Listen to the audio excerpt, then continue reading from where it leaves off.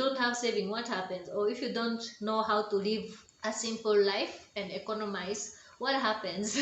It's going to be very difficult. You'll be broke in the same month. It's always important that whatever you get, however little it is, if you keep on saving, you'll find that eventually you will get something out of it, and you can use that money to do whatever projects you have been thinking about. Hi! Hello everyone!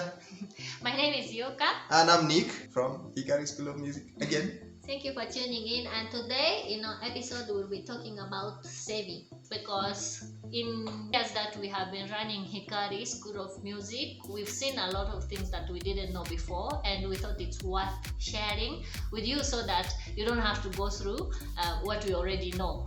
And so we hope that it will be of help to people who are looking for a job, to people who are parents with young youth, under your care. And yeah, I hope you like the video.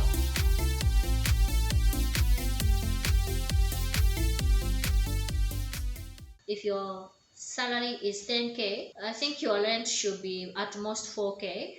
Look for a room which is 4,000, of course with at least a safe place. Even if you're sharing with a friend, that might be an option.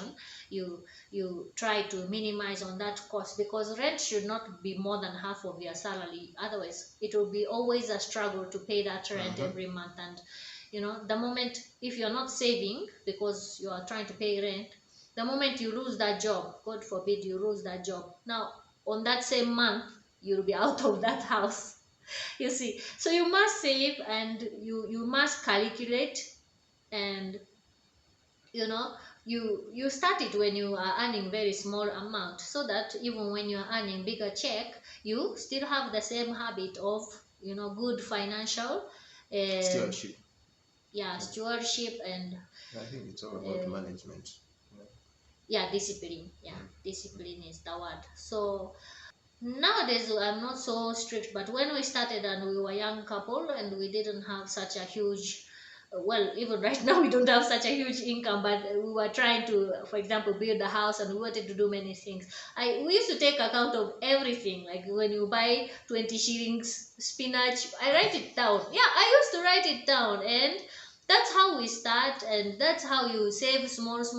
Every month you save small, and eventually we built a house, and that's why we started.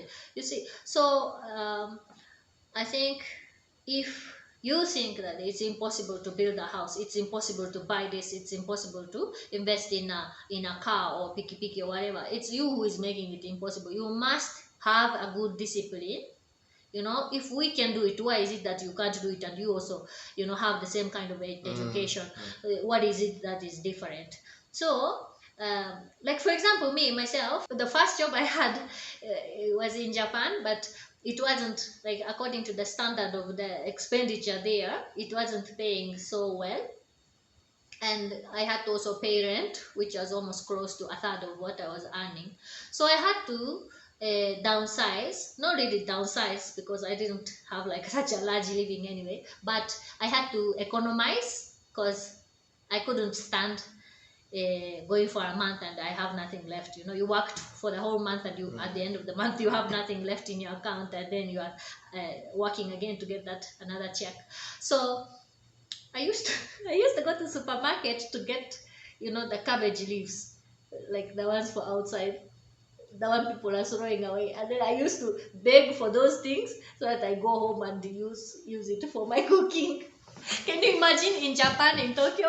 So you see, you have to be okay. You don't have to do that. Like in Kenya, I don't know if it's even safe to do that. But you have to be just creative and think of ways where you can economize and be down to earth, because you can't be paying a rent which is almost equal to your salary. So you have to just do a simple math, see where you can economize, and just reduce your expenditure and keep it to minimum, and just save. Also give to the poor people if you can, and give to the church. And also I've just remembered that there's one thing that we always say: if you are saying that you want to achieve something and it's just you talking about it and not putting it into action, it remains a dream. Okay? Someone once said that if you have a dream, write it down and put it in front of you. Stick it in front of you somewhere so that you can be seeing it.